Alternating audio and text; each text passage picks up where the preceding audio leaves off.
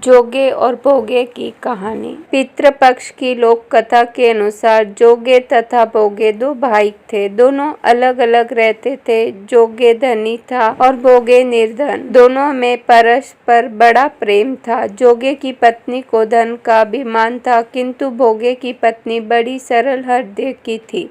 पितृपक्ष आने पर जोगे की पत्नी ने उसे पितरों का श्राद्ध करने के लिए कहा, तो जोगे इसे व्यर्थ का कार्य समझकर टालने की चेष्टा करने लगा। किंतु उसकी पत्नी समझती थी कि यदि ऐसा नहीं करेंगे तो लोग बातें बनाएंगे। फिर उसे अपने मायके वालों को दावत पर बुलाने और अपनी शान दिखाने का यह उचित अवसर लगा। अतः वह बोली, आप शायद मेरी परेशानी की वजह से ऐसा कह रहे हैं, किंतु इससे मुझे कोई परेशानी नहीं होगी। मैं भोगे की पत्नी को बुला लूंगी, दोनों मिलकर सारा काम कर लेगी। फिर उसने जोगे को अपने पीहर न्योता देने के लिए भेज दिया। दूसरे दिन उसके बुलाने पर भोगे की पत्नी सुबह सवेरे आकर काम में जुट गई। उसने रसोई तैयार की, अनेक पकवान बनाए, फिर सभी काम निपटा कर अपने घर आ गई। आखिर उसे भी तो पितरों का श्राद्ध तर्पण करना था। इस अवसर पर न जोगे की पत्नी ने उसे रोका, न वह रुकी। शीघ्र ही दोपहर हो गई। पितृ भूमि पर उतरे। जोगे भोगे की पितर पहले जोगे के यहाँ गए तो वहाँ देखते हैं कि उसके ससुराल वाले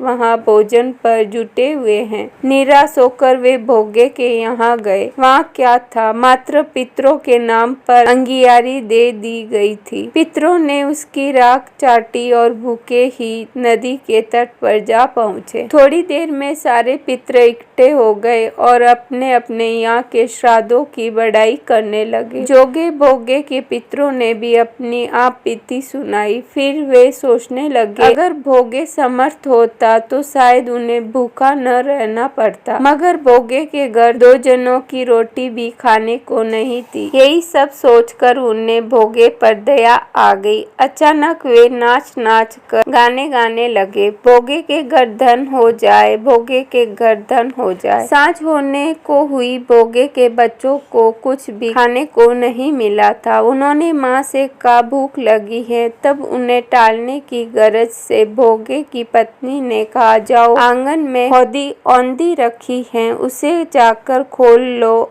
और जो कुछ मिले बांट कर खा लेना। बच्चे वहाँ पहुँचे तो क्या देखते कि हौदी मोहरों से भरी पड़ी है। वे दौड़े दौड़े माँ के पास पहुँचे और उसे सारी बात बताई। आंगन में आकर भोगे की पत्नी ने यह सब कुछ देखा तो वह भी हैरान रह गई। इस प्रकार भोगे भी धनी हो गया, मगर धन पाकर वह घमंडी नहीं हुआ। दूसरे साल का पितृपक्ष आया। श्राद्ध के दिन भोगे की स्त्री ने 56 प्रकार के व्यंजन बनाए। ब्राह्मणों को बुलाकर श्राद्ध किया, भोजन कराया, दक्षिणा दी। जेठ जेठानी को सोने चांदी के बर्तनों में भोजन कराया। इससे पितृ बड़े प्रसन्न तथा तृप्त हुए। यह थी जोगे और भोगे की कहानी, पितृपक्ष की रोचक कहानी। आपको ये कहानी जरूर पसंद आई होगी। धन्यवाद।